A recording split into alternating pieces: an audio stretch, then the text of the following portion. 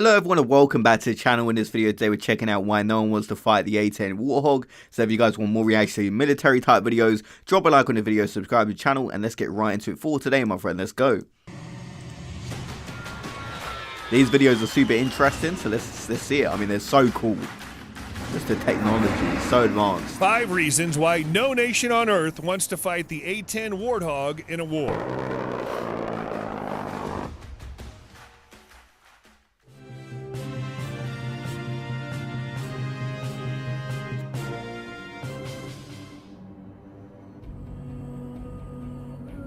One simply does not mess with the A-10 Thunderbolt and get away with it. Call her the A-10 Thunderbolt, or more affectionately, A-10 Warthog, but the U.S. Air Force Close Air Support Avenger will take a beating and still find a way to shower you with her low-altitude armor-piercing ammo. See, just looking at that, you can tell that means business just from the look of it. You can tell that it's a dangerous weapon. The A-10 is one of the most revered pieces of equipment that our fighting men and women have at their disposal, and its track record proves it.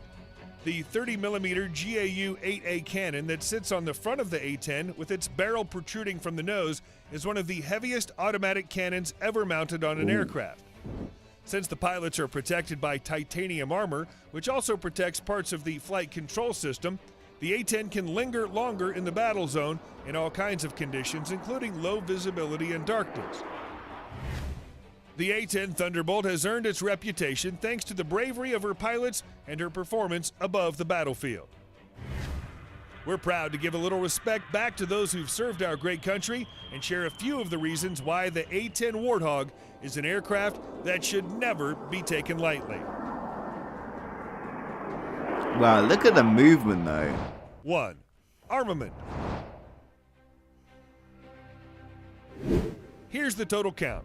A 30mm GAU-8A cannon, up to 16,000 pounds of mixed ordnance on 8 underwing and 3 under fuselage pylon stations, a 500-pound Mk-82 and 2,000-pound Mk-84 series low-high drag bombs, incendiary cluster bombs. Wow, how many bombs does this have? Mine-dispensing munitions, an AGM-65 Maverick and AIM-9 Sidewinder missiles, plus a Gatling gun that's specifically designed to fire high-explosive, incendiary, and armor-piercing depleted uranium rounds. This vehicle is some of the most insane weapons I've ever seen. That's a serious aircraft with a bad attitude. Yep. You want to shoot at this bad beast? Good luck with that.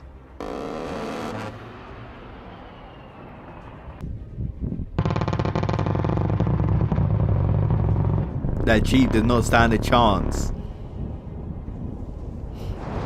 2. Survivability. The A-10 has a honeycomb panel design that makes up the leading edges of the wing and tail, making them more resistant to battle damage. Interestingly, the front landing gear retracts under the wings while still sticking somewhat out of the fuselage, giving the Warthog a way to touch down with its landing gear up. This aircraft can survive multiple direct hits from armor-piercing and high-explosive projectiles, while its self-sealing fuel cells are protected by internal and external foam. Like in 2003, when Captain Kim Campbell successfully brought her Warthog back from a close air support mission near Baghdad, her 75th Fighter Squadron A-10 was hit by ground fire, taking extensive damage to the starboard vertical stabilizer, horizontal stabilizer, aft fuselage, and engine. Upon sustaining the hit, the airplane became uncontrollable, rolling left nose down. After trying several ways to regain control, she engaged the backup mechanical flight control system. The jet responded, and with some help from her wingman, she landed back at her forward base. Okay, to take that much damage and still be able to get back, that is an incredible invention.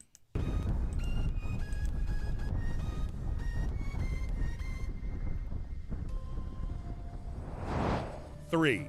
Range. At around 2,580 miles, the Warthog's flight range could get you from New York City to Los Angeles, California. Thanks to 2 General Electric TF-34 GE100 turbofan engines, the aircraft can achieve about 450 miles an hour, or Mach 0.75, making the Thunderbolt fast enough to be ultra-deadly. 4. Support.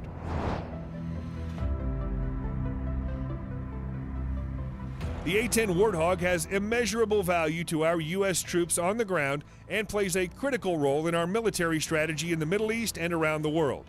Arizona Representative Ruben Gallego said, "I'm glad we were able to keep this fleet fully operational, and I will continue to fight to preserve this aircraft to ensure that the warfighter on the ground gets their air support." The A-10 was specifically designed for close air support missions. Its large and varied ordnance, long loiter time above the battlefield, accurate weapons delivery, and unfriendly field capability are more than well developed to be at the forefront of the ground forces around it.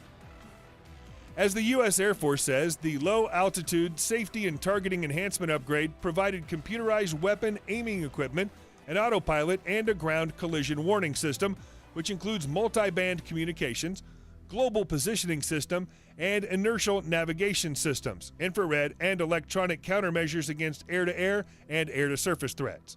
In other words, try to shoot at our ground troops, and we will not only shoot back, but unleash hell on you exactly where you stand. You shoot, you get it back tenfold, it seems like. 5. Grit.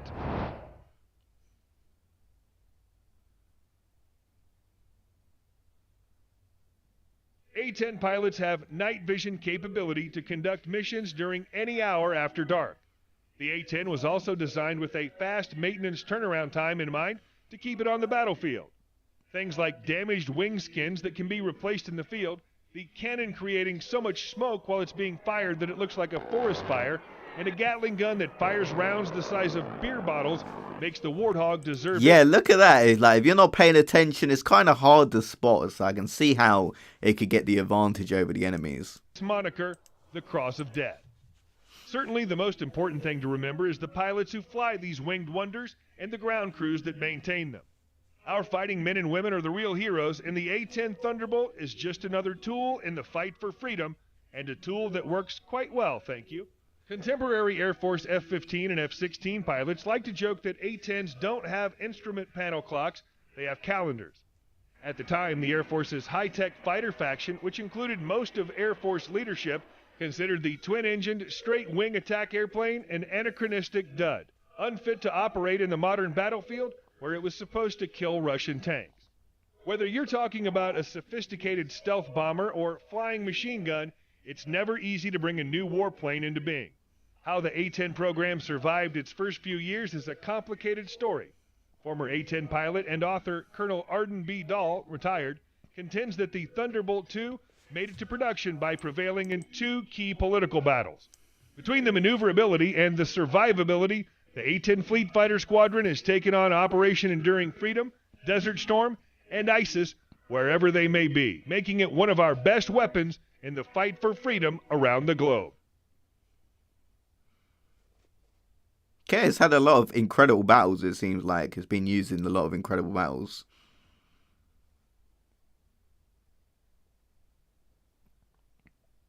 But just look at the two together, though. You can tell this A-10 Warthog, it means business. Look how cool it looks as well. Massive respect to the pilots as well that are flying these, because the amount of talent you need to fly this, because it's going so fast, it's like a deadly weapon. One wrong move and yeah, you're kind of toast. Very interested about why no one wants to fight the A-10 Warthog. As you can see, that is a killing machine. The amount of bombs, the amount of weapons attached to it, the speed, the kind of blending in it does, the defenses, how strong it is. That is definitely a crazy battle weapon, and obviously it's taken a part of some important wars and battles. So this is just a very interesting video, and I can see why no one wants to fight the A-10 Warthog.